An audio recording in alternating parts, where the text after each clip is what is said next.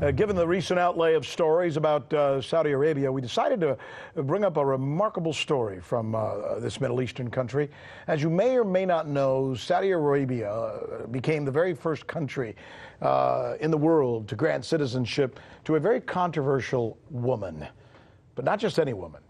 First, I want to share with you what it's like to be a woman in Saudi Arabia, just to be a woman in Saudi Arabia. If you want to get married, you need permission. You can't decide that for yourself.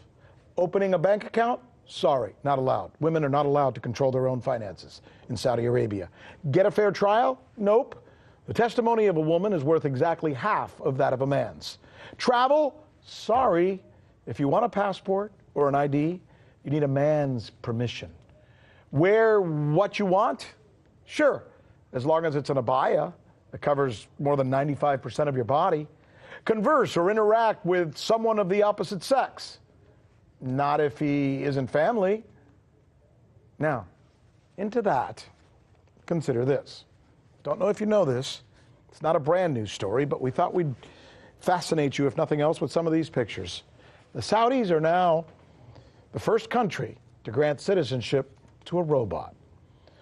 Its name is Sophia the Humanoid, who speaks and was designed to look like Audrey Hepburn. Joining us now is legal and media analyst Lionel, the non-humanoid, or so we think.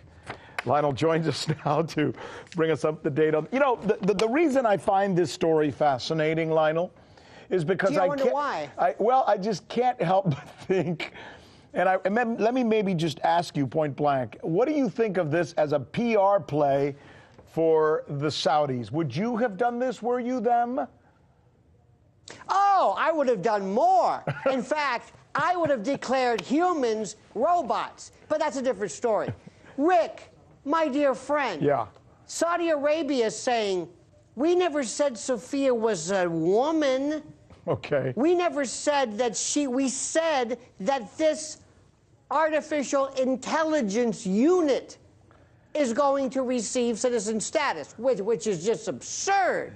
Nobody knows whether she is granted any type of status. Can she enjoy human status? We don't know that. But the fact that she is represented as a woman, after all, she was made in the likeness of Audrey Hepburn, an American icon who, last time I checked, is very much a woman. This is a country that treats its women like dogs, but yet they're willing to flail out this humanoid who is supposedly a woman. Most people are laughing under their breath.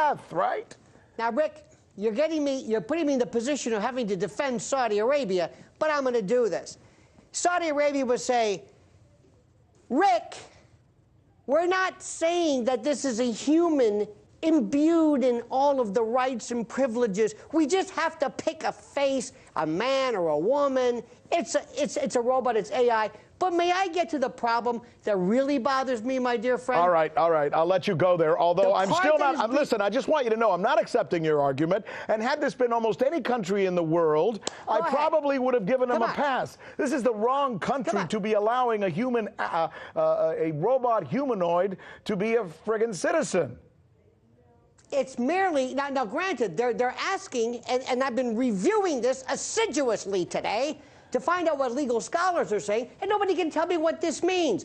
Let me ask you this, does this imbue upon this object human rights status? For example, Rick, what if you want to turn it off? Are you killing it? Can it marry? Remember what artificial intelligence is. Let's go back. Well, by the way, women in Saudi Arabia cannot marry. So if she can marry, that makes her a higher species than most women in Saudi Arabia. Can you marry it? Can you marry it? The part that's being missed is that we're trivializing the human experience. Who cares about this damn Sophia? What we're doing is, little by little, we're attenuating and we're destroying and habituating the idea to the people that human beings don't have rights, that they can be supplanted by a machine. That's the issue. I think it's a marketing ploy, a bad one, a marketing play, a PR skit that essentially has turned on them. Because anybody who looks at this is going to wonder about it. You know what, though? I still enjoy conversations with you. Thank you, my friend, for joining us with your spirited opinion. You love it. Thank you. I'm Rick Sanchez. You found us on YouTube, and that's awesome. But you know what? I'm also live every night at 7 and 8 p.m. Eastern on DirecTV and Dish and cable and satellite, the RT app, and Pluto TV. I'll see you there.